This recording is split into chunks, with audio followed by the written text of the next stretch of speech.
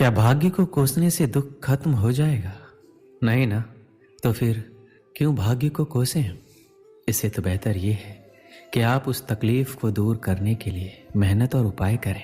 फिर देखिए कैसे दुख आपका दामन छोड़ के जाता है। वैसे दुख सभी दिन के लिए नहीं आती है, ये तो भगवान का बनाया हुआ नियम है। जैसे दिन के बाद रात, रात के बाद दिन होता है, उसी प्रकार दुख के बाद सुख और सुख के बाद दुख आता है। और हाँ, एक बात और, भगवान किसी को दुख नहीं देते हैं। कोई भी बाप ये नहीं चाहेगा कि उसके बेटे को कोई तकलीफ हो। हम सबके पिता हमारे भगवान हैं और हम सब तो उनके बच्चे हैं। तो अब आप सोचिए, क्या भगवान हमें तकलीफ देंगे तो उन्हें पीड़ा नहीं होगी? वो भी यही चाहता है कि हमें कोई तकलीफ ना हो। हम अपने जीवन में कुछ गलतियां कर बैठते हैं जिसके कारण हमें तकलीफ झेलनी पड़ती है। श्री कृष्ण कहते हैं, भाग्य को कोसने से बस एक बहाना मिलता है, हमें अपनी जिम्मेदारियों से भागने का। इसे बंद कर देना चाहिए और अपनी जिम्मेदारियों को समझिए। जैसे कोई विद्यार्थी पढ़ने के समय में खेलता है, अपने पढ़ाई से दूर भागता है। बाद में जब परीक्षा का परिणाम अच्छा नहीं आता तो वह भाग्य को कोसता है। आसान शब्दों में कहें तो मेहनती लोग भाग्य को कोसने के बजाय कड़ी मेहनत से सफलता हासिल करने में विश्वास रखते हैं। अपने दुख, तनाव या परेशानी के लिए अक्सर हम ही जिम्मेदार होते हैं। किसी काम को करते समय हमारी कोशिश में कमी की वजह से ही हमें तनाव होता है और हम दुखी हो जाते हैं। किसी भी काम को अंजाम देने के लिए 90% हमारी मेहनत या कोशिश का हाथ होता है, बाकी के 10% हमारे भाग्य का। इसलिए भाग्य को कोसने से पहले हमें यह सुनिश्चित कर लेना चाहिए कि कहीं हमारी कोशिश में कोई कमी तो नहीं रह गई, क्योंकि भाग्य को कोसने से कुछ भी नहीं होने वाला। उल्टा आपकी जो उस परेशानी को दूर करने की क्षमता है वो भी घट जाएगी, क्योंकि आपका दिमाग उस परेशानी का हल ढूंढने के बजाय अपनी किस्मत को कोसने में ही लगा रहेगा। और वास्तव में जो समस्या वास्तव में उतनी बड़ी नहीं है जिसका हल आप प्रयास करके निकाल सकते हैं, वह आपको असंभव सी प्रतीत होने लगेगी।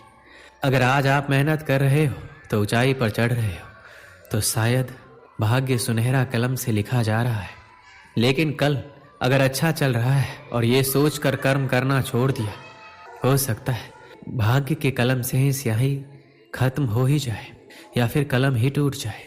ये वो स्थिति है जब इंसान अपने आप को बहुत ही असहज महसूस करता है। और समस्या कोई भी हो सकती है, मगर इससे उबरना जरूरी है। अगर जब भी कभी ऐसी स्थिति का निर्माण हो तो हमें अपने रिश्तेदारों या मित्रों की सहायता लेनी चाहिए। और अगर कोई सहायता ना भी करे तो हमें हिम्मत ना हारते हुए अपने बलबूते पर उस समस्या से निपटने की कोशिश करनी चाहिए। सबसे ज्यादा तनावपूर्ण और परेशानी वाला जीवन एक ईमानदार आदमी भोगता है। सीधे पेड़ पहले कटता है और बुरे इंसान तनाव रहित और परेशानी मुक्त जीवन जीता है और अन्य के मुकाबले ज्यादा जीता है। एक बार ऐसा ही हुआ भगवान शिव के साथ। भस्मासुर ने शिव की तपस्या की और भगवान को खुश करके भस्म करने का वरदान ले लिया। अब उसकी नीयत खराब हो गई और शिव को ही भस्म करने पर उतारू हो गया।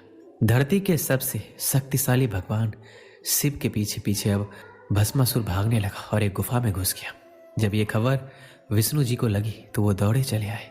भस्मासुर शिव को भस्म कर मां पार्वती को पाना चाहता था, तो विष्णु जी ने मोहिनी रूप लेकर एक स्थान पर नृत्य करने लगे। भस्मासुर ने सुंदर कामुक मोहिनी को देखा तो वहां पर उस मोहिनी के मुंह में उलझ गया। मोहिनी बोली, मुझे तुमसे कोई ऐतराज नहीं है, बस मेरे साथ नृत्य करो और मुझे जीत लो। भस्मासुर तुरंत राजी हो गया, मोहिनी की तरह नृत्य करने लगा। मोहिनी की देखा देखी उसने भी अपने सर पर हाथ रख लिया और भगवान शिव के वरदान के अनुसार वह भस्म हो गया। इससे हमें यही पता चलता है कि शुभ चिंतक या मित्र चाहने वाले कोई तो होगा जो आपकी स्थिति को बदल देगा या भगवान भेज देगा। ऐसा बहुत बार हुआ है जब किसी अनजान शक्ति ने लोगों की सहायता की है। इसलिए आप हौसला ना खोएं, खुद पर विश्वास करें और मेहनत से पीछे ना हटें।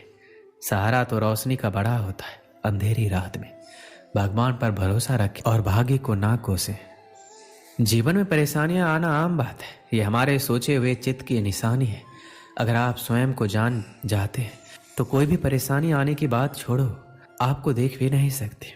स्वयं को जानने के लिए समय निकालिए, मतलब अपने आत्मा को जानिए और आपकी सारी परेशानी खत्म हो जाएगी। ऐसा नहीं है, इतनी बड़ी दुनिया में कई तरह की संभावनाएं होती है, जिसे आप भाग्य भी कह सकते हैं। आप किस दिशा या किस जगह पैदा होते हैं यह आप पर निर्भर नहीं। आप स्वस्थ होंगे या बीमारी से ग्रस्त हो जाएंगे यह आपके माता पिता और आपके पालन पोषण पर निर्भर करेगा, आप पर नहीं। आप गरीब पैदा होते हैं या अमीर ये भी आप निर्धारित नहीं करते। जीवन संभावनाओं का बहुत ही बड़ा खेल है, लेकिन जैसे टॉस हारने मात्र से खेल में हार नहीं होती या टॉस जीत लेने से जीत सुनिश्चित नहीं होती, उसी प्रकार गरीब पैदा होने से आप नहीं हारते या अमीर होने का अर्थ ये नहीं कि आप सफल हो ही जाएंगे। अब आप पर निर्भर करेगा कि आप जीवन का खेल कैसे खेलेंगे। एक बार एक सेठ जो कि जीवन भर सिर्फ और सिर्फ पैसा कमाने में लगा हुआ था, बीमार पड़ गया।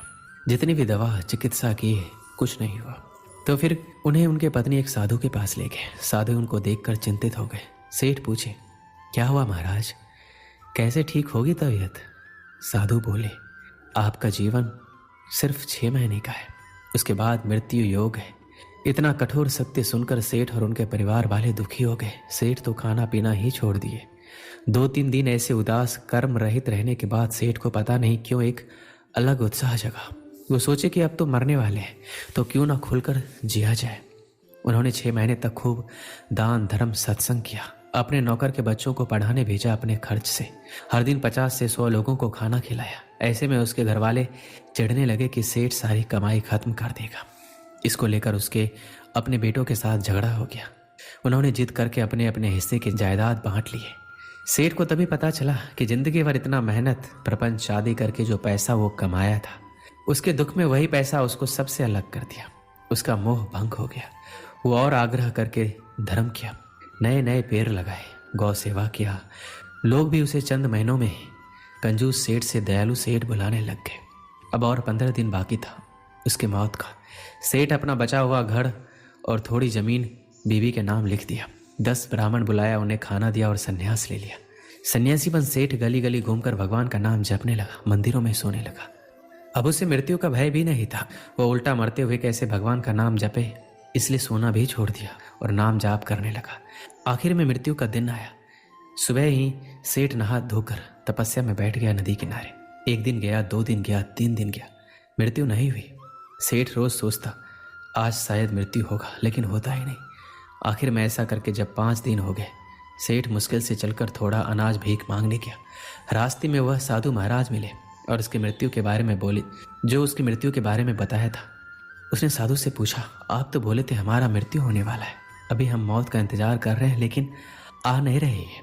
साधु सेठ से कहा, आप बताओ इस 6 महीने में अपनी मौत को लेकर कितना डरे हो? सेठ ने कहा, पहले कुछ दिन को छोड़कर कभी नहीं, अभी तो गले लगाकर बैठा हूं। साधु पूछे, इतने दिनों में तबीयत कैसा है? सेठ को तभी एहसास हुआ, आजकल ना उसका तबीयत खराब रहता है, ना ही मानसिक रूप से तनाव में है।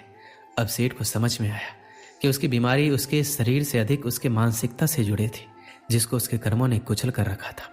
अब सेठ सहर्ष साधु का चरण स्पर्श किया और उनका शिष्य बनकर बाकी जिंदगी शांति से बिताया।